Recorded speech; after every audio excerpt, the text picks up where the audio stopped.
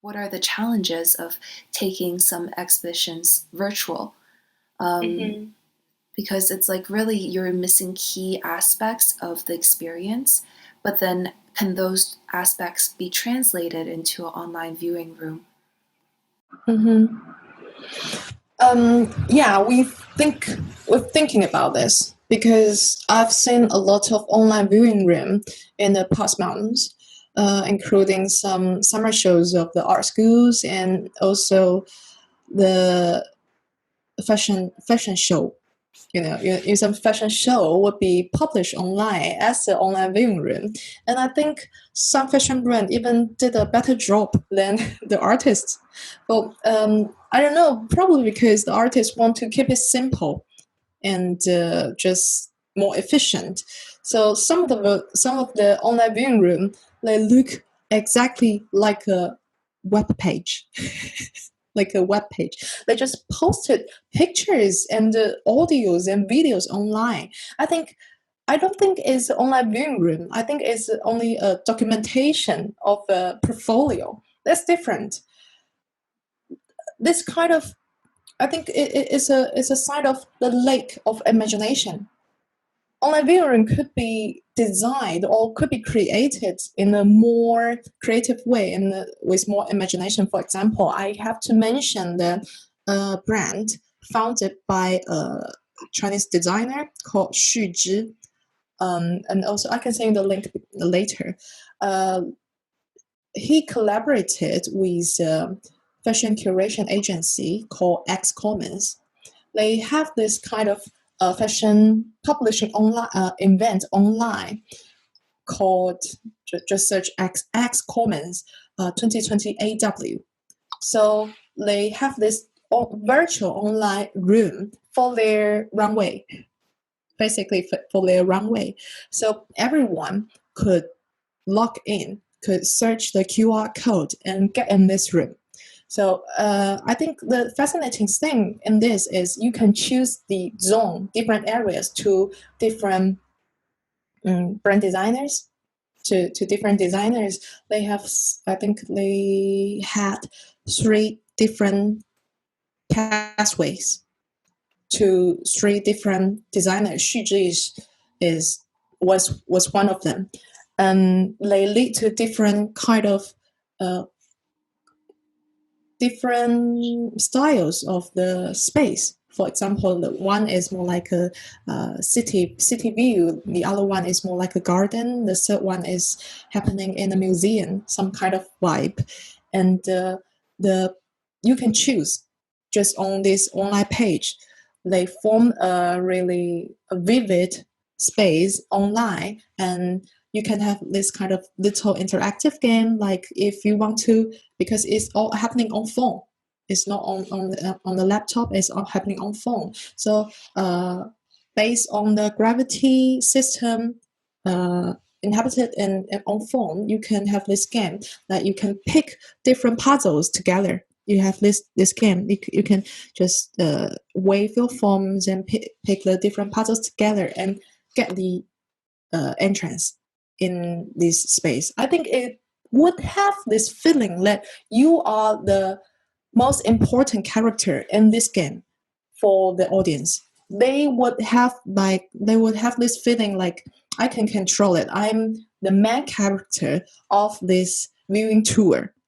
I'm not just uh, pretty pretty unnecessary. I think they would feel they are It sounds care. more, yeah, it sounds more intimate. Exactly. Yeah, It's but then I also wonder, since like you mentioned, I've also noticed that too, where it's if it's like design or fashion, it's almost easier to engage the audience somehow through their work. But then for fine arts, especially for pieces where it's paintings, it does kind of look like a stock room where you look at the images, image after Mhm, image. But then with mhm. artists working in 2D mediums, particular in painting, like what are some ways around it to make this online viewing more interesting? I know that some of the artists friends around me, they've started doing their own virtual shows where they just walk around their studio with their video camera. Mhm, And it kind of looks like a museum walkthrough or a mimic of mhm, that. But I wonder, like, are there things around creativity and overcoming these challenges that you've thought mhm, about? mhm. Yeah. Can I mention organization called Slime Engine, Hmm. founded in Shanghai years ago? They have this kind of online viewing room, maybe from 2 or 3 years ago, even before the quarantine. I mention them because they had this virtual online show. Uh, they basically jump out of the white box. They have paintings, they have videos, but their space, their context is not in a black box, not like a museum, not like a video. It's happening on sea. So their space were setting like a sea, seaside, sea, ocean. So all the links were set up or were hanged over the sea. I think that's what a virtual digital art can be. Slime engine, SLIME engine. So if you want to like present your paintings, I don't think that you have to hang it on a white wall or hang it on your video. You can scan it and create whatever you like. Like if you are painting about uh, the flowers, painting about the landscapes, you can hang it in the virtual landscapes you would like to hang. This is what digital art can be. This is what you can do with this. I like this So that's what I aspect of think. using digital art to also enhance the experience of looking at your work. Hmm. So I think that's what I say about most online viewing room is lack of imagination. So things that our imagination were limited in the gallery space in the white box that we used to have. But out of this white box, what can we have? We can have anything. We can have the starry sky. We can have the ocean. We can have the mountain. We can have the rivers. We can have anything you want. So if what you are painting about, what you want to have the conversation with, is totally up to you. So I think if we want to show our works on the online viewing room, use some imaginations. Just create your own possibilities. That's what I think. That's really inspiring. Thanks. And like I'm thinking about too, like because I got a notification telling me that the freeze viewing rooms are open now, and I remember every year I would take the train to London, walk through Regent's Park, and go to the venue there to look at art. And this year I can have my coffee cup in my hand and just watch it from the comforts of my home.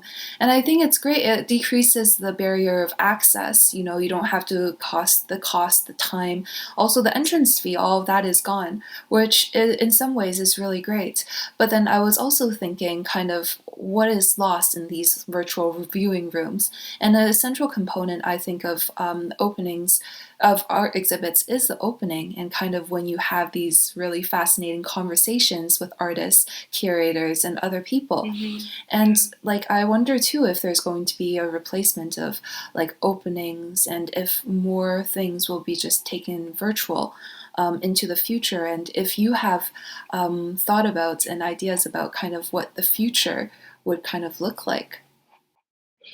Yeah, I think you're right in terms of this the loss of communication with artists themselves.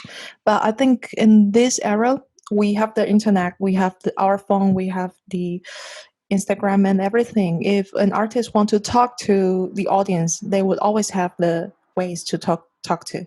So we can write emails, we can have this Zoom, we can having this telephone meeting. Both of them could work. And also, it could be a challenge for all the artists because your work will not only be seen by the curators, by the buyers, but by the collector. You'll be seen by everyone online. Perhaps on phrase, your work will be seen by like 10,000 people, but on the internet, your work would be seen by like 100 or 1,000 people, 1,100, I don't know, just thousands of hundreds of people online. So it will be a big challenge because you don't have the right, you don't have the ability to choose your target audience. I think it would be a really big challenge. That's the first thing about the future, what the future can be.